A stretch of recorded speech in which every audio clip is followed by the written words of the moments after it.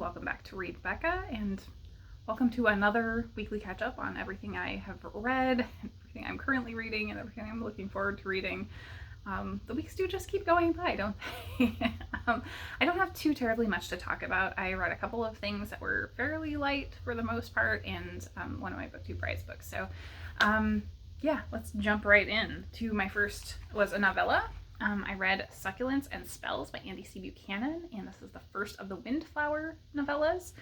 This is kind of a cozy mystery, I would say, with magic elements. So this is set in modern New Zealand, and the author is a New Zealander. And we follow Laurel, who is a witch, and she doesn't really do very much with that, but she loves plants. She kind of doesn't really know what she wants to do in her life. She works at a cafe and kind of moves around a bit. But one day, Marigold, a scientist, shows up at her door looking to take a sample of the monster that lives in Laurel's house. And so the two of them have kind of instant chemistry, and so there is a little bit of an FF romance. It's not super heavy. This is definitely not big on the romance. It's kind of a flirtation, attraction kind of thing. And it's only 100 pages, so it really doesn't have time to get in depth with really anything. But in the course of them kind of getting to know each other and helping each other out, Laurel uncovers a magic item of power in Marigold's house. And Marigold has a witching ancestry, but isn't really witchy herself. And so she has never known about this. And so this is them going on the journey of uncovering what exactly this powerful item is. And it was just delightful and sweet and very cozy, as I was hoping for. So really, really low stakes, and that was perfect for right now. So I really loved it. I definitely want to continue on with that series. Then on audio, I picked up Highfire by Eoin Colfer, and I enjoyed this so much on audio. It was wonderful. So you probably know the author from Artemis Fowl, most likely. He's much more popular for that. And this is, I think, his latest book. This is an adult novel. It follows a dragon who lives in the bayous of Louisiana. And he is kind of a humanoid sort of dragon. He is very irreverent. Really doesn't like people, and he's an alcoholic who just likes watching TV. So yeah, he's kind of settled into this life as very, very anti-human, very solitary, and that's just who he is. And then one day a boy named Squib gets on the wrong side of some lowlifes in the bayou and winds up on his island. And this guy is named Vern for Wyvern.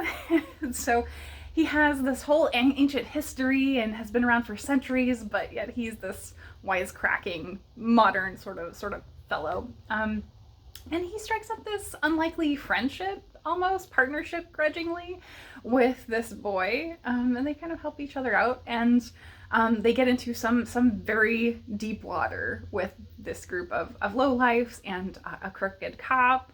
And so this is just really high action for sure. I'm tempted to say it's very plot forward, because it is, but I think with Colfer's books, he always writes characters so well and so richly that you really get behind the characters. And in the audio specifically here, I adored the audio because the narration was unique for each character very, very much. They had completely different accents. So you got Cajun and Creole, and just general Southern accents. It was fabulous. So I really recommend checking this out on audio. But it was just light, funny, and entertaining for sure. Exactly what I needed at the moment that I went to pick it up. And I think you may not like this if you don't like snarky or crude humor, because there is quite a bit of that. But yeah, there's a lot of that. So really, really entertaining. Highly enjoyed it. Yeah, definitely check that one out on audio if you're gonna do it.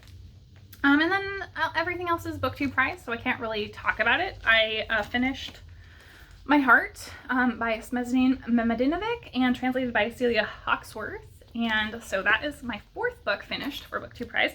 And then I got and started my fifth book, which is my biggest one, The Republic of False Truths by Ala Alaswani and translated by S.R. Fellows. So yeah, this is the big one that I've got to knock out before I can get through most of my stuff. I think the only remaining book I have is 200 pages after this, so I'm getting there. Yeah, so that's my Booktube prize stuff.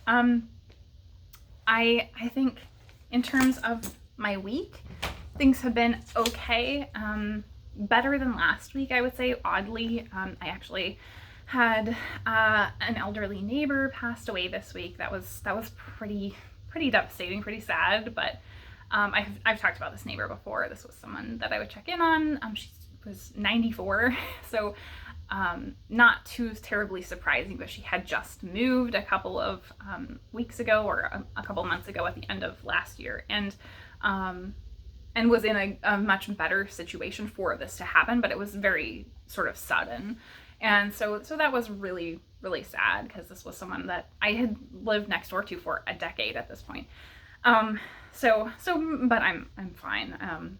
It's amazing though. Like, thinking about it, was really wishing I had spent more time, talking to her about her past, because, I realized she was born in the late 1920s, and to live through into the 2020s, like, that is wild. So, I did spend a lot of time chatting with her, and, loved the stories that she shared. She was someone you could easily just, like, go see her and lose an hour because she would chat your ear off. But I never really talked to her about that part of her life when she was younger. And yeah, I really regret that for sure. So unfortunately, yeah, that was a really sad part to my week. And otherwise, everything in the world has just been way too much. It's still impacting my work a lot. In terms of the things going on where we're having to deal with the state of the Eastern European markets, means we're having to do different things every single day to keep things up and running, and it's wild. I also got some news that really excited me, because I'm obviously a massive book nerd, but and it's not anything huge, but my books I had been checking out from the library had all been automatically having a due date at the end of this month for a while now, and anything I renewed was going to that end date, and I was like, that's kind of weird. And I finally found out they're going to be taking down the library catalog to combine our county and city library catalogs. They've already been very cooperative with each other, the city and county libraries, but to have them actually be completely merged is going to be huge. I'm going to be able to get like anything I could possibly want, I'm quite sure. So that's really exciting. I think there are like 28 or 30 library branches together with them combined. So it's going to be really exciting to have the physical catalogs completely together. So that's very, very cool. I love my library as it is, and this is going to be huge. We're going to probably be one of the biggest library systems there is in the US. The only other thing was my TV watching. I still have been watching way too much TV as an escape, which is fine, not a big deal. I've been way into Amazing Race still. I'm into season 3 already, and it's been really odd to go back to the early seasons and see, like, season 1, I only remembered the team that actually ended up winning, and I didn't know they were going to win. And then season 2, I remembered about half the teams, and I could remember some of the events. And now season 3, I'm kind of very mixed. I didn't remember some people, and then we started going along, and I was like, oh yeah, I remember them. So yeah, I remember watching the show. I was in college at the time, I think, and was pretty into it. So I'm very excited to be getting back to rewatching all of the seasons and enjoying it as an escape for sure. And then I also got sucked into Next Level Chef, which is Gordon Ramsay's new show. I had been avoiding it since it started, so it's like a current running series, or I guess it just finished. And the gimmick got me. So they actually have 3 levels of kitchens that are each different quality, essentially, and the people have to kind of compete at the different levels, and it's really fun. So great gimmick on that one. But I had avoided like Ramsay shows because Hell's Kitchen got way too drama filled, and even MasterChef, I think MasterChef is the other one. They got too drama filled for me, and they clearly were playing into it. And then the last season of Hell's Kitchen, I checked it out, and they had really dialed back on it. So I think they're realizing and getting away from that ultra high drama where they were just going way to reality TV and less competition and cooking. So I think that is it for my week. For my recommendations, we had a lot of really good recommendations this week.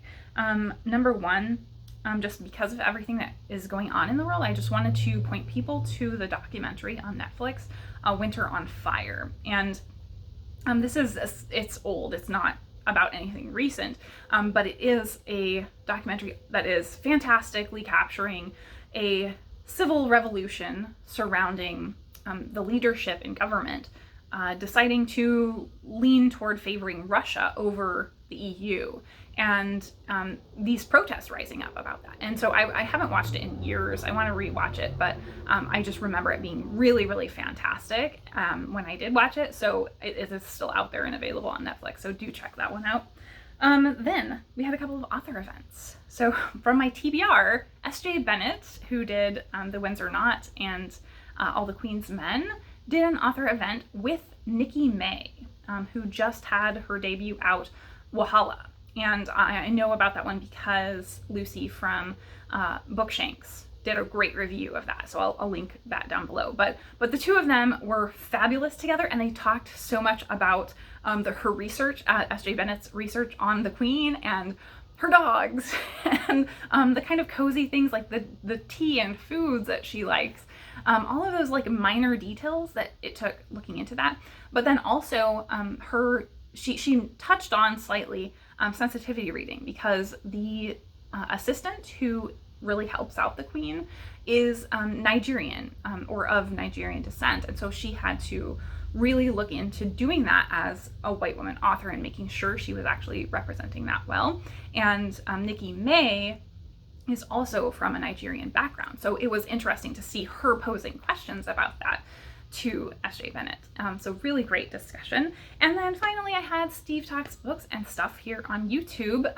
Did a great author event interview with Anna Smith Spark, who I adore. I will watch her anywhere she goes because she's so entertaining and lively to listen to talk. And she I think talked his ear off a bit because she can really go into detail about her ideas and everything she thinks about how she executed her world building and her style. I think she just likes. So yeah, I really loved that. Great discussion on Steve's channel. So I'll link all of those down below. And I think that is it for my week. We've got abnormally high temperatures. So I'm actually roasting right now as I'm filming with the windows closed. And we're expecting some rain overnight tonight maybe and tomorrow, and then drop in temperatures and possible snow next week. So it's chaos. Yeah, I'm trying to keep cinnamon cool. And I think that is it for my week. Thank you so very much for watching, as always. Ripley occasionally likes to jump up to the top of the bookshelf. Hey, what are you doing? You're looking down in judgment?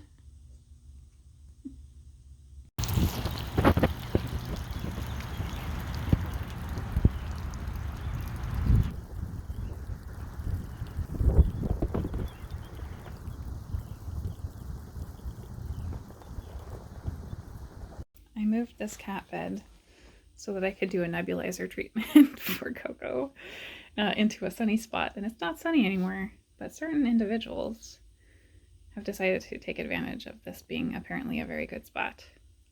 You guys are silly. You have so many other beds. The crocuses are out. Guess it officially is spring.